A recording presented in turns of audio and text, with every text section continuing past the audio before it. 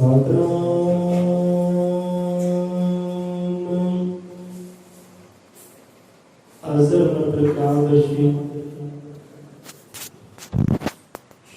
गुरु वाल्मीकि भगवान जी महाराज सहाय। सतगुरु ज्ञाननाथ सतगुरु हरिनाथ शब्द गुरु महाराज सब जीवां दे दाता जी अंग संग सहाई हो।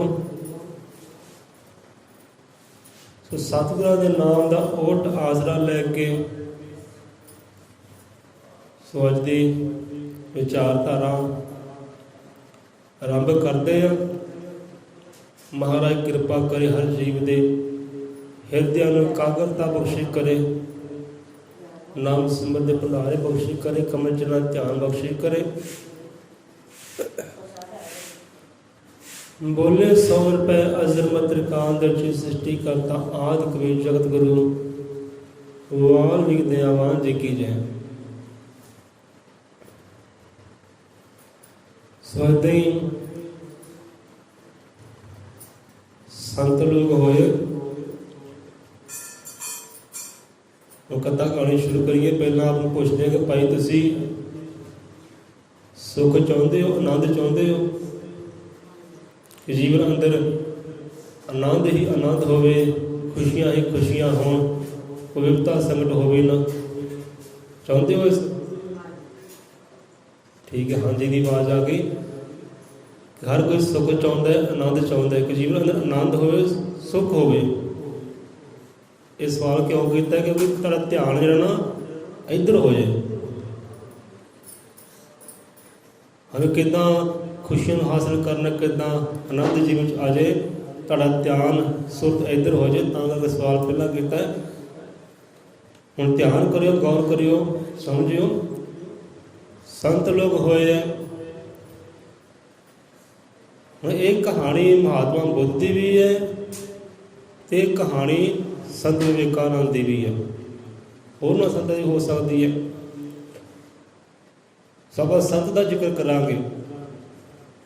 तो संत लोग होए जो नाम की कमाई करते, शब्द की कमाई करते, गुरु नूं कमाउणा करते, ब्रह्म की ज्ञान की प्राप्ति करते हैं, ब्रह्म के ज्ञान कमाउणा करते हैं, सुर के नाल ध्यान के नाल चौंकड़े मार के एकांत चित्त हो के। हुण इदां ही रब दे प्यारे पुछण लगे कि महाराज रब दे प्यारे तुसी चौंकड़े मार के तुसी कहते हो असीं नाम की कमाई करते हैं। चलो ठीक है, तुसी नाम की कमाई करते, शब्द की कमाई करते, गुरु मंत्र कमाउणा करते हो, पर सानूं दस्सिओ कि तुसी नाम की कमाई करदे करदे अज तक हासिल की कीता है, प्राप्त की कीता है, की मिलिया तुहानूं? कहंदे नाम की कमाई करदे आ तुहानूं कहंदे मिलिया की है? ਇਹ ਜਾਂ ਚਾਨਣਾ ਕਹਿੰਦੇ ਪਾਓ ਤਾਂ ਜੋ ਅਸੀਂ ਵੀ ਉਹ ਚੀਜ਼ ਨੂੰ ਕਮਾ ਸਕੀਏ। ਹੁਣ ਸੰਤ ਲੋਕ ਕਹਿਣ ਲੱਗੇ ਕਿ ਪਿਆਰੋ ਗੱਲ ਇੱਦਾਂ ਹੈ ਕਿ ਸਾਨੂੰ ਮਿਲਿਆ ਕੀ ਹੈ, ਪ੍ਰਾਪਤ ਕੀ ਹੋਇਆ ਹੈ, ਇਹ ਤਾਂ ਸਾਨੂੰ ਕੁਝ ਨਹੀਂ ਪਤਾ, ਪਰ ਸਾਡਾ ਗਿਆ ਕਹਿੰਦੇ ਬਹੁਤ ਕੁਝ ਹੈ। ਸਾਡਾ ਕਹਿੰਦੇ ਗਿਆ ਬਹੁਤ ਕੁਝ ਹੈ, ਗਵਾਇਆ ਅਸੀਂ ਬਹੁਤ ਕੁਝ ਹੈ, ਮਿਲਿਆ ਸਾਨੂੰ ਕੀ ਹੈ ਇਹ ਸਾਨੂੰ ਕੋਈ ਖਬਰ नहीं है, प्राप्त की होया कोई खबर नहीं है। पर इधरों कहते गया बहुत कुछ है। कहते की गया? चलो यही दस दो। कहते गया की है, गवाया की है? कहते असी गवाया है अंदरली घिरना, किसी ने जलन, किसी ने देख के राजी ना होना। कहते वो चीज़ साड़ी गुम हो गई है, गवाच गई है, अंदरों गवा लिया उस चीज़ में। नाम की कमाई करते, शब्द की कमाई करते, गुरु नूं कमाउंदे आ, वो घरना जिहड़ा पदार्थ है ना वो गवाना कर लिया, गवाच गए। ते दूजा असीं गवाया है नफरत, दूजा गवाया असीं नफरत, तीजा असीं गवाया है गिले शिकवे, शिकायतां। बंदा देखो शिकायतां सतगुरु नाल भी करता है, शिकायतां वो रब नाल भी करता है। ये शिकायतों वाली गल साढ़े अंदरों गुम हो गई है, वो भी गवा ली असी। ਘਿਰਨਾ ਵੀ ਗਵਾਈ, ਨਫ਼ਰਤ ਵੀ ਗਵਾਈ, ਸ਼ਿਕਾਇਤਾਂ ਵੀ ਗਵਾਈਆਂ, ਤੇ ਸਾਡੇ ਅੰਦਰ ਜੋ ਚਿੰਤਾ ਸੀ ਨਾ, ਪਰੇਸ਼ਾਨੀ ਸੀ, ਉਹ ਵੀ ਕਹਿੰਦੇ ਗੁੰਮ ਹੋ ਗਈ ਹੈ। ਚਿੰਤਾ ਪਰੇਸ਼ਾਨੀ ਵੀ ਖਤਮ ਹੋ ਗਈ ਹੈ। ਹੁਣ ਚਿੰਤਾ ਹੀ ਕੋਈ ਨਹੀਂ, ਜੋ ਕੁਝ ਹੈ ਠੀਕ ਹੈ, ਜੋ ਨਹੀਂ ਹੈ ਤਾਂ ਵੀ ਠੀਕ ਹੈ। ਗਵਾਇਆ ਕਹਿੰਦੇ ਬਹੁਤ ਕੁਝ ਹੈ, ਤੇ ਪਾਇਆ ਕੀ ਹੈ, ਮਿਲਿਆ ਕੀ ਹੈ, ਉਹਦੀ ਸਾਨੂੰ ਖਬਰ ਨਹੀਂ ਹੈ। ਹੁਣ ਤੁਸੀਂ ਵੀ ਧਿਆਨ ਕਰੋ, ਸਮਝੋ ਕਿ ਬੰਦਾ ਅੱਜ ਦਾ ਦੁਖੀ ਕਿਉਂ ਹੈ, ਪਰੇਸ਼ਾਨ ਕਿਉਂ ਹੈ। ਉਹ ਘਿਰਨਾ ਕਰਕੇ। ਜੇ ਜੀਵਨ ਦਾ ਦੁੱਖ ਹੈ ਨਾ, ਸੰਕਟ ਹੈ, ਤੁਹਾਡੇ ਬਾਰ-ਬਾਰ ਇਮਤਿਹਾਨ ਹੁੰਦੇ ਆ, ਉਹ ਹੈ ਘਿਰਨਾ ਕਰਕੇ। ਇਹ ਕਥਾ ਕਹਾਣੀ ਆਪ ਪਹਿਲਾਂ ਵੀ ਸਾਂਝੀ ਕਰ ਚੁੱਕੇ ਆ। ਉੱਥੇ ਗੱਲਾਂ ਬਾਤਾਂ ਹੋਰ ਸੀ, ਪਰ ਇੱਥੇ ਗੱਲਾਂ ਬਾਤਾਂ ਹੋਰ ਹੈ। ਨਾਂ ਦੀ ਕਮਾਈ ਕਰਦੇ, ਕਹਿੰਦੇ ਮਿਲਿਆ ਕੀ ਹੈ, ਕਹਿੰਦੇ ਮਿਲਿਆ ਤਾਂ ਕੀ ਹੈ, ਗਵਾਇਆ ਅਸੀਂ ਬਹੁਤ ਹੈ। ਘਿਰਨਾ ਗਵਾਈ, ਨਫ਼ਰਤ ਗਵਾਈ ਹੈ, ਇਹ ਗਿਲੇ ਸ਼ਿਕਵੇ ਗਵਾਏ ਹੈ, ਅੰਦਰਲੀ ਚਿੰਤਾ ਪਰੇਸ਼ਾਨੀ ਅਸੀਂ ਗਵਾ ਲਈ ਹੈ। ਇੱਕ ਭੁੱਖ ਪਿਆਸ, ਉਹ ਵੀ ਕਹਿੰਦੇ ਗੁੰਮ ਹੋ ਗਈ ਹੈ। ਇਹ ਕਾਮ, ਕ੍ਰੋਧ, ਲੋਭ, ਹੰਕਾਰ, ਉਹ ਵੀ ਕਹਿੰਦੇ ਗੁੰਮ ਹੋ ਗਏ, ਗਵਾਚ ਗਏ। ਅੰਦਰੋਂ ਕਿੱਥੇ ਹੈ ਕਿੱਥੇ ਨਹੀਂ, ਸਾਨੂੰ ਕਹਿੰਦੇ ਖਬਰ ਕੋਈ ਨਹੀਂ। ਇਹ ਚੀਜ਼ਾਂ ਕਹਿੰਦੇ ਗਾਉਣੀਆਂ ਕੀਤੀਆਂ। ਬੰਦਾ ਇਹ 'ਤੇ ਵਿਚਾਰ ਕਰੇ, ਤੇ ਹੁਣ ਇਹੀ ਪਦਾਰਥ, ਇਹੀ ਚੀਜ਼ਾਂ ਜੋ ਬੰਦੇ ਦੇ ਦੁੱਖਾਂ ਦਾ ਕਾਰਨ ਹੈ। ਇਹ ਚਿੰਤਾ, ਇਹ ਪਰੇਸ਼ਾਨੀ, ਇਹ ਕਿਸੇ ਨਾਲ ਘਿਰਨਾ, ਕਿਸੇ ਨਾਲ ਨਫ਼ਰਤ, ਇਹੀ ਬੰਦੇ ਦੀ ਮੁਸ਼ਕਲਾਂ ਦਾ, ਇਮਤਿਹਾਨ ਦਾ, ਦੁੱਖਾਂ ਦਾ ਸਭ ਤੋਂ ਵੱਡਾ ਕਾਰਨ ਹੈ। ਅੰਦਰਲੀ ਮਨੋਕਾਮਨਾ, ਭਾਵਨਾ, ਇੱਛਾ ਜਿਹੜੀ ਨਾ, ਉਹ ਵੀ ਗਵਾਚ ਗਈ ਹੈ। ਬੰਦੇ ਦੀ ਇੱਛਾਵਾਂ ਵੀ ਕਦੇ ਦੁੱਖਾਂ ਦਾ ਕਾਰਨ ਹੈ। ਇੱਛਾ ਪੂਰੀ ਹੋ ਗਈ ਤਾਂ ਫਿਰ ਅੱਗੇ ਤਾਂਘ ਹੁੰਦੀ ਹੈ, ਤੇ ਨਾ ਪੂਰੀ ਹੋਈ ਤੇ ਦੁੱਖ। ਦੇਖਿਓ ਕਿਤੇ ਜਿਹਦਾ ਇੱਛਾ ਹੋ ਗਈ ਪੂਰੀ, ਫਿਰ ਅਗਲੀ ਇੱਛਾ ਬਣ ਜਾਂਦੀ ਹੈ, ਲੈ ਆਹ ਇੱਛਾ ਪੂਰੀ ਹੋਈ ਹੈ, ਹੁਣ ਆਹ ਇੱਛਾ ਮੈਂ ਫਿਰ ਚਰਨਾਂ 'ਚ ਰੱਖਾਂ। ਇਹ ਤਾਂਘ ਬਣ ਜਾਂਦੀ ਹੈ, ਤ੍ਰਿਸ਼ਨਾ ਵੱਧ ਜਾਂਦੀ ਹੈ। ਜੇ ਇੱਛਾ ਨਾ ਪੂਰੀ ਹੋਈ, ਇਹ ਬੰਦਾ ਦੁੱਖਾਂ ਵਿੱਚ, ਸੰਕਟਾਂ ਵਿੱਚ, ਗਿਲੇ ਸ਼ਿਕਵੇ ਬਣ ਗਏ, ਦੁੱਖਾਂ ਦਾ ਕਾਰਨ। ਇਹ ਚੀਜ਼ ਨੂੰ ਕਹਿੰਦੇ ਗਵਾਉਣਾ ਕੀਤਾ ਹੈ। ਹੁਣ ਬੰਦਾ, ਹਰ ਇੱਕ ਬੰਦਾ ਚਿੰਤਾ ਵਿੱਚ, ਪਰੇਸ਼ਾਨੀ ਵਿੱਚ, ਕੋਈ ਨਾ ਕੋਈ ਵਿਸ਼ੇ ਨੂੰ ਲੈ ਕੇ, ਕੰਮ ਕਾਰ ਨੂੰ ਲੈ ਕੇ, ਤੇ ਚਿੰਤਾ ਕਹਿੰਦੇ ਸ਼ਿਖਾ ਸਮਾਨ ਹੈ। ਕਹਿੰਦੇ ਚਿੰਤਾ ਕਿਸ ਕੀ ਮਨ ਕਰੇ, ਸਭ ਚਿੰਤਾ ਉਸ 'ਤੇ ਦਾਗ, ਕਿ ਛੱਡ ਦੇ ਉੱਤੇ ਜਿਹਨੇ ਸਿਰਜਿਆ, ਜਿਹਨੇ ਬਰਤ ਬਣਾਈ ਹੈ, ਜੋ ਕਹਿੰਦੇ ਰਾਖਾ ਪਾਲਕ ਸਾਰਿਆਂ ਦਾ, ਉੱਤੇ ਕਹਿੰਦੇ ਛੱਡ ਦੇ ਉਹਨੂੰ। ਚਿੰਤਾ ਤੇਰੀ, ਤੈਨੂੰ ਕਾਹਦੀ ਚਿੰਤਾ ਹੈ। ਹੁਣ ਜਿਹੜੀ ਚਿੰਤਾ ਬੰਦੇ ਨੇ ਕਰਨੀ ਹੈ ਨਾ, ਉਹ ਚਿੰਤਾ ਬੰਦਾ ਨਹੀਂ ਕਰਦਾ। ਚਿੰਤਾ ਹੋਰ ਹੀ ਲੈ ਕੇ ਬੈਠਾ। ਕਿਤੇ ਵਿਚਾਰ ਕਰਿਓ, ਆਪਣੇ ਵੱਲ ਝਾਤੀ ਮਾਰਿਓ, ਕਿ ਜਿਹੜੀ ਚਿੰਤਾ ਬੰਦੇ ਨੇ ਕਰਨੀ ਹੈ, ਜੋ ਚਿੰਤਾ ਲਾਭਦਾਇਕ ਉਹਦੇ ਵਾਸਤੇ, ਉਹ ਬੰਦਾ ਚਿੰਤਾ ਨਹੀਂ ਕਰਦਾ। ਹਾਂ ਵੀ ਦੁਨੀਆ 'ਤੇ ਮੈਂ ਕਿਉਂ ਆਇਆ, ਕਿਹੜੇ ਮਕਸਦ ਲਈ ਆਇਆ, ਇਹ ਚਿੰਤਾ ਕਰੇ। ਹੁਣ ਇਹੋ ਜਿਹੀ ਚਿੰਤਾ, ਇਹੋ ਜਿਹਾ ਦੁੱਖ ਤਾਂ ਬਾਬਾ ਫਰੀਦ ਸਾਹਿਬ ਜੀ ਨੇ ਕੀਤਾ ਹੈ, ਗੁਰੂਆਂ ਪੀਰਾਂ ਨੇ ਕੀਤਾ ਹੈ। ਉਹਨੂੰ ਚਿੰਤਾ ਇਹ ਸੀ ਕਿ ਮੈਂ ਪ੍ਰਭੂ ਤੋਂ ਮਿਲਿਆ ਹੋਇਆ, ਵਿਛੜਿਆ ਹੋਇਆ ਜੀਵ ਹਾਂ, ਇਹ ਆਤਮਾ ਹੈ।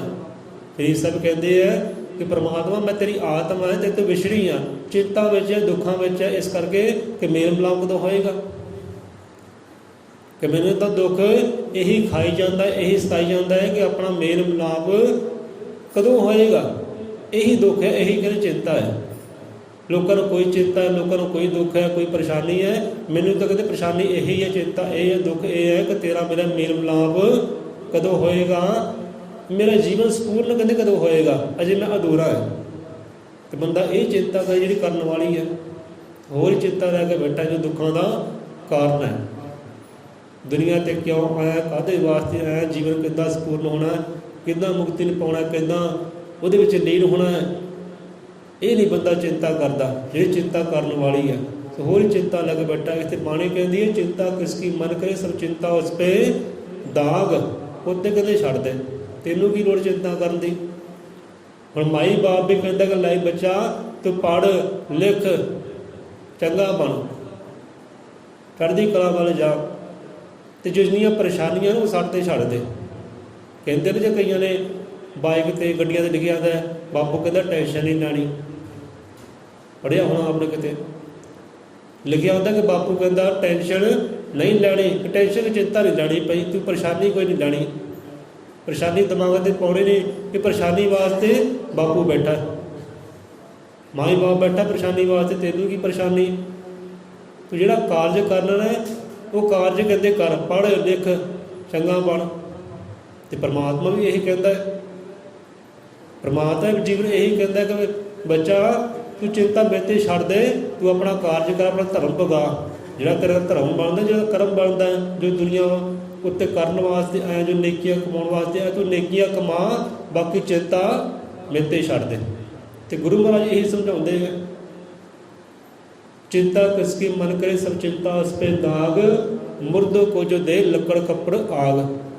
ਉਹ ਤਾਂ ਮੁਰਦਿਆਂ ਨੂੰ ਅੱਗ ਦੇ ਰਿਹਾ, ਮੁਰਦਿਆਂ ਨੂੰ ਵੀ ਕੱਪੜਾ ਦੇ ਰਿਹਾ, ਮੁਰਦਿਆਂ ਨੂੰ ਸਗਲ ਸਮੱਗਰੀ ਦੇ ਰਿਹਾ, ਬੰਦਾ ਨਹੀਂ ਦੇ ਰਿਹਾ, ਬੰਦਾ ਜ਼ਰੀਆ। ਅੱਗ ਕਹਿੰਦੇ ਦੇ ਰਿਹਾ ਹੈ, ਬੰਦਾ ਦੇ ਰਿਹਾ ਨਹੀਂ, ਬੰਦਾ ਜ਼ਰੀਆ ਭਾਈ। ਸਗਲ ਸਮੱਗਰੀ ਪਾਉਂਦੇ ਆ ਉੱਥੇ, ਬੰਦਾ ਜ਼ਰੀਆ। ਕੋਈ ਲੋਈਆਂ ਲੈ ਕੇ ਆਉਂਦਾ, ਬਸਤਰ ਲੈ ਕੇ ਆਉਂਦਾ, ਕਹਿੰਦੇ ਬੰਦਾ ਜ਼ਰੀਆ। ਦੇਣ ਵਾਲਾ ਤਾਂ ਪਰਮਾਤਮਾ ਹੀ ਕਰ ਰਿਹਾ, ਬੰਦਾ ਨਹੀਂ ਕਰ ਰਿਹਾ। ਹੁਣ ਦੇਖੋ ਜੀ, ਮੁਰਦੇ ਨੂੰ ਅਗਰੀ ਲਾਉਂਦੇ ਆ, ਚੁੱਲ੍ਹੇ 'ਚ ਅੱਗ ਬਾਲਣੀ ਮੁਸ਼ਕਿਲ ਹੋ ਜਾਂਦੀ ਹੈ, ਅਤੇ ਮੁਰਦੇ ਦਾ ਜੇ ਅੱਗ ਲੱਕੜ ਹੁੰਦੀ ਹੈ, ਐਡਾ ਵੱਡਾ ਭੰਡਾਰ ਹੁੰਦਾ ਹੈ, ਉਹਨੂੰ ਅਗਰੀ ਕਿੱਦਾਂ ਲੱਗ ਜਾਂਦੀ ਹੈ, ਮਿੰਟੋ ਮਿੰਟ ਅੱਗ ਪੈਂਦੀ ਹੈ।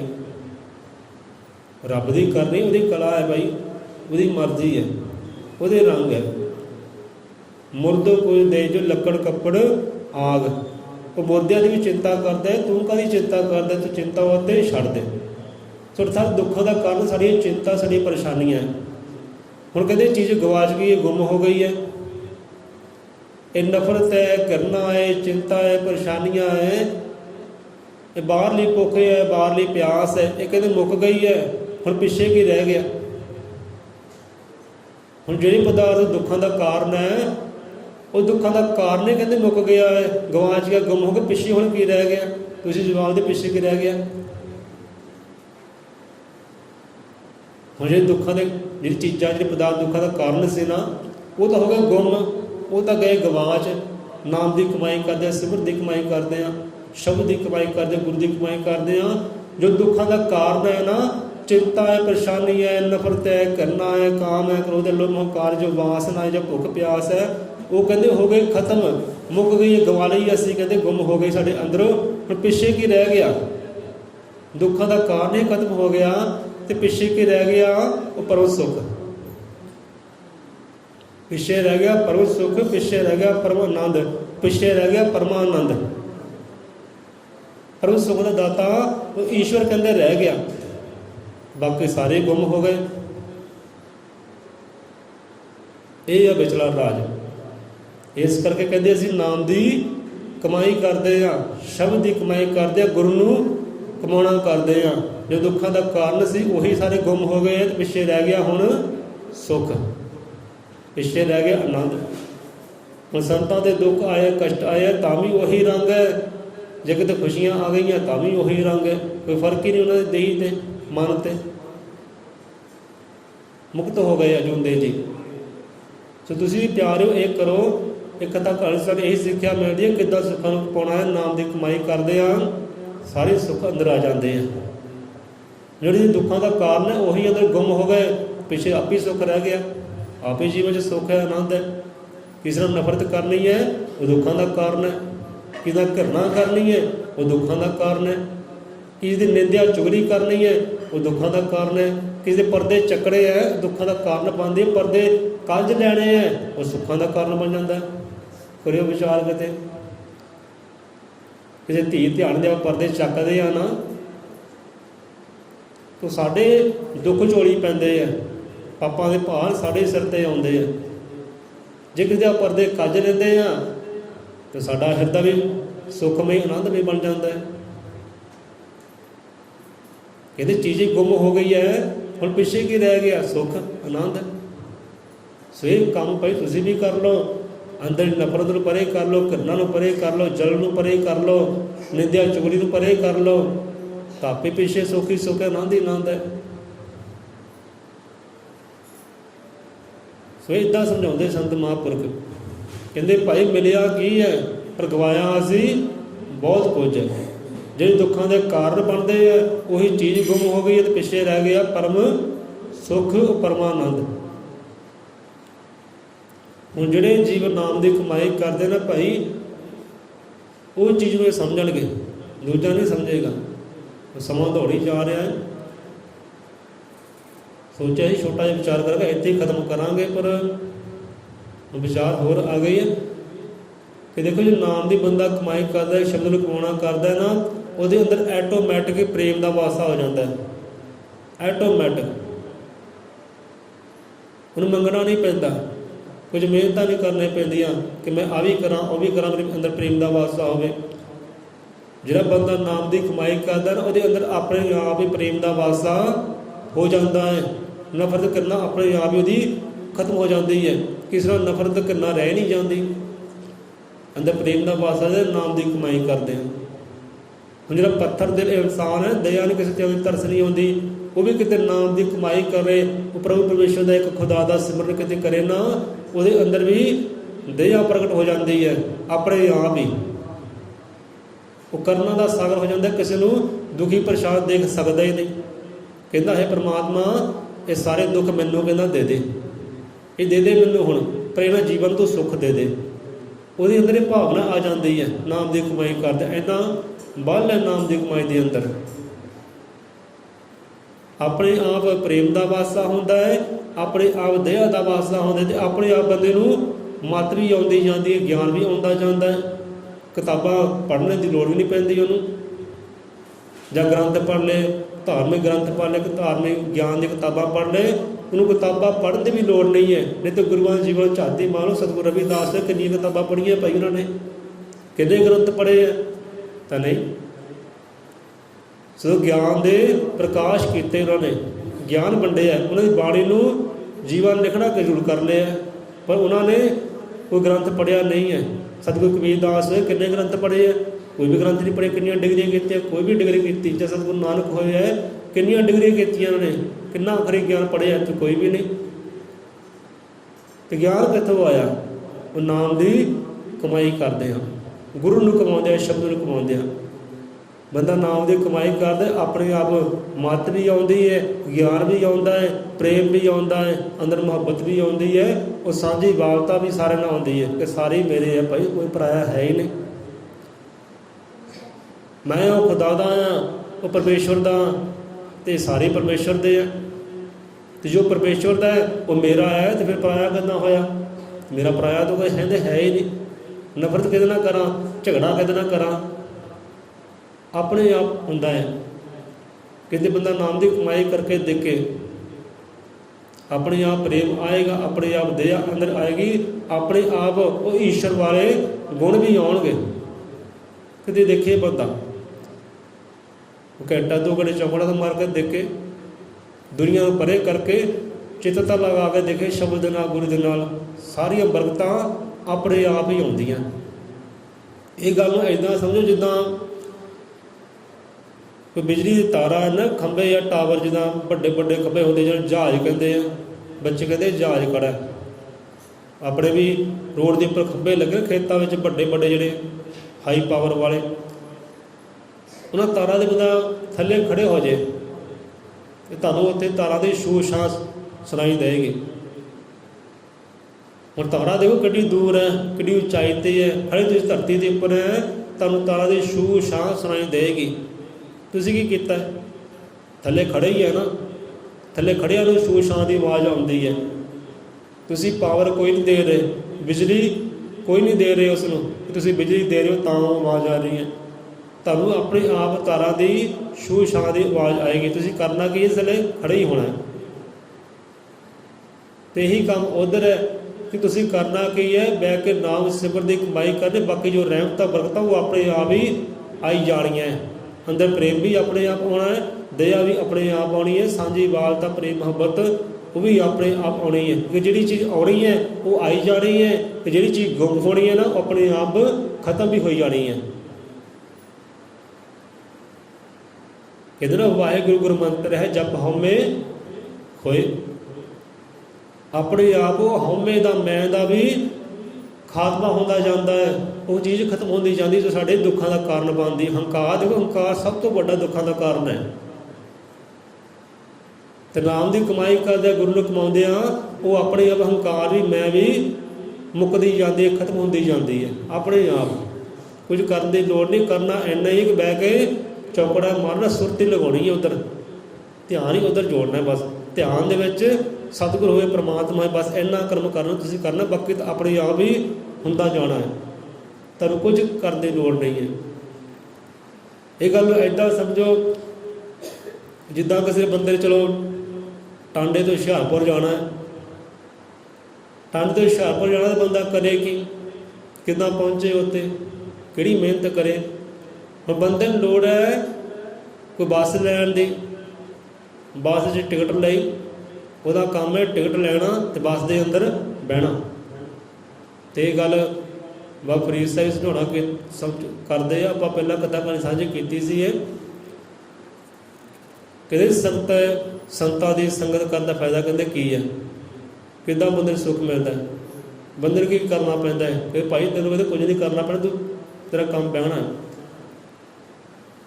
ਹੁਣ ਤੇਰਾ ਕੰਮ ਹੈ ਬੰਦਿਆ ਟਿਕਟ ਲੈਣੀ ਅਤੇ ਟਿਕਟ ਲੈ ਕੇ ਬੱਸ 'ਚ ਬਹਿਣਾ, ਟਿਕਟ ਲਈ ਬੱਸ 'ਚ ਬਹਿ ਗਿਆ, ਬਸ ਤੇਰਾ ਇੰਨਾ ਕੰਮ ਹੈ।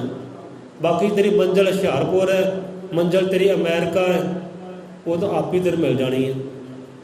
ਪਹੁੰਚਾਉਣ ਵਾਲੇ ਤੈਨੂੰ ਆਪ ਹੀ ਉੱਥੇ ਪਹੁੰਚਾ ਦੇਣਾ। ਤੂੰ ਇੰਨਾ ਕਰਨਾ, ਟਿਕਟ ਲੈਣੀ ਤੇ ਬਸ ਬਹਿਣਾ ਹੀ ਹੈ, ਤੂੰ ਕੁਝ ਨਹੀਂ ਕਰਨਾ, ਕੋਈ ਸਟੇਕ ਨਹੀਂ ਘਮਾਉਣਾ, ਕੋਈ ਰੋਡ ਨਹੀਂ ਵੇਖਣਾ, ਤੂੰ ਡਰਾਈਵਿੰਗ ਤੂੰ ਨਹੀਂ ਕਰਨੀ।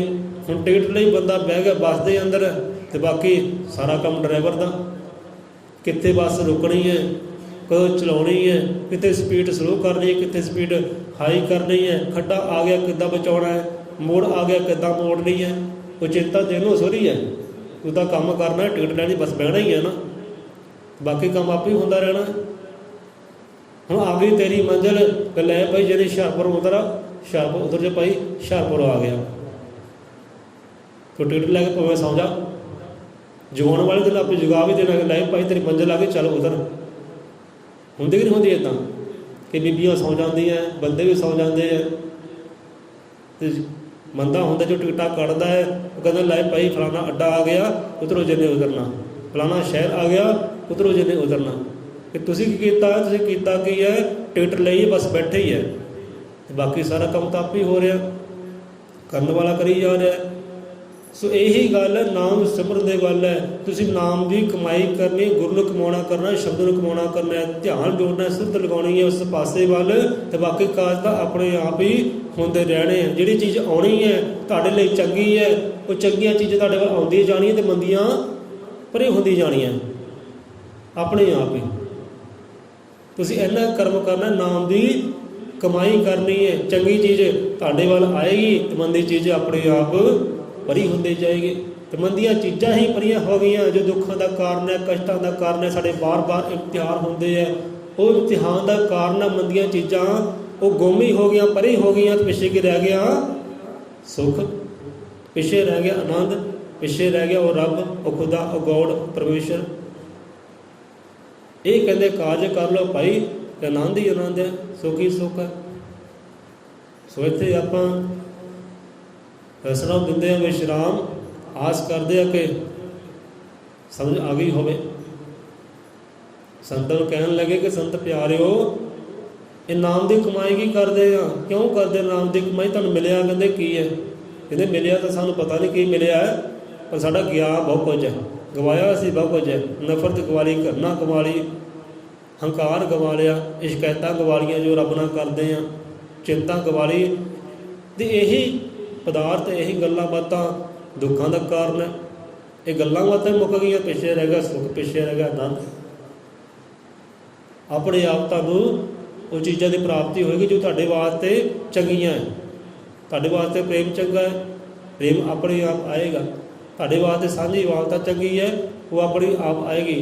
ਤੁਹਾਡੇ ਵਾਸਤੇ ਦਇਆ ਚੰਗੀ ਹੈ, ਉਹ ਦਇਆ ਵੀ ਆਪਣੇ ਆਪ ਆਏਗੀ। ਤੁਸੀਂ ਕਰਨਾ ਕੀ ਹੈ, ਬਸ ਇੰਨਾ ਕਰਮ ਕਰਨਾ, ਚੌਕੜੇ ਮਾਰਨਾ, ਨਾਮ ਦੀ ਕਮਾਈ ਕਰਨੀ, ਬਾਕੀ ਸਾਰੇ ਕਾਰਜ ਆਪੇ ਹੀ ਆਉਂਦੇ ਜਾਣੇ ਹੈ।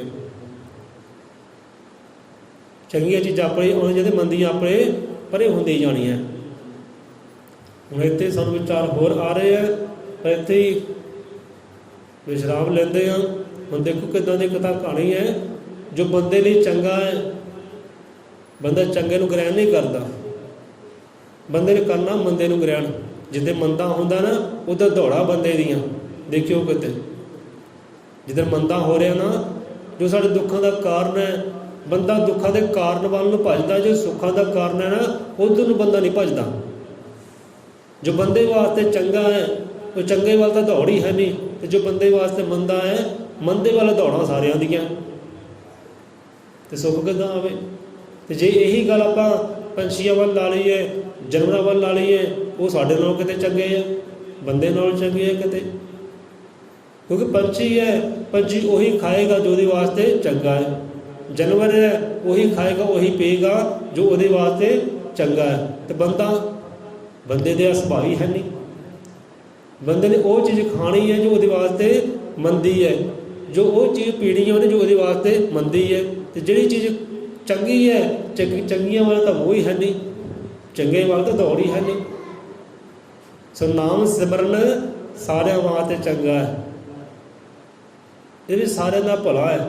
ਜਿਹਦੇ ਵਿੱਚ ਸਾਰਿਆਂ ਦਾ ਭਲਾ ਹੈ ਨਾ ਉੱਧਰ ਨੂੰ ਦੌੜ ਹੀ ਹੈ ਨਹੀਂ ਬੰਦੇ ਦੀ। ਫਿਰ ਕਹਿੰਦਾ ਦੁੱਖ ਆਏ, ਕਸ਼ਟ ਆਏ, ਮੁਸੀਬਤ ਆਈ, ਉਹ ਤਾਂ ਆਪਾਂ ਹੀ ਆਪੇ ਆਉਣੀ ਹੈ ਭਾਈ। ਤੂੰ ਚੰਗਾ ਕਰਮ ਕਰ ਅਤੇ ਬੁਰਾਈਆਂ ਆਪੇ ਪਰੇ ਹੋਣ ਅਤੇ ਚੰਗਿਆਈਆਂ ਤੇਰੇ ਕੋਲ ਆਉਣ। ਬੋਲੇ 100 ਰੁਪਏ ਅਜ਼ਰ ਤ੍ਰਿਕਾਲ ਦੇ ਵਿੱਚ ਸ੍ਰਿਸ਼ਟੀ ਕਰਤਾ ਵਾਲ ਵਿਗਦਿਆਵਾਨ ਜੀ ਕੀ ਜੈ।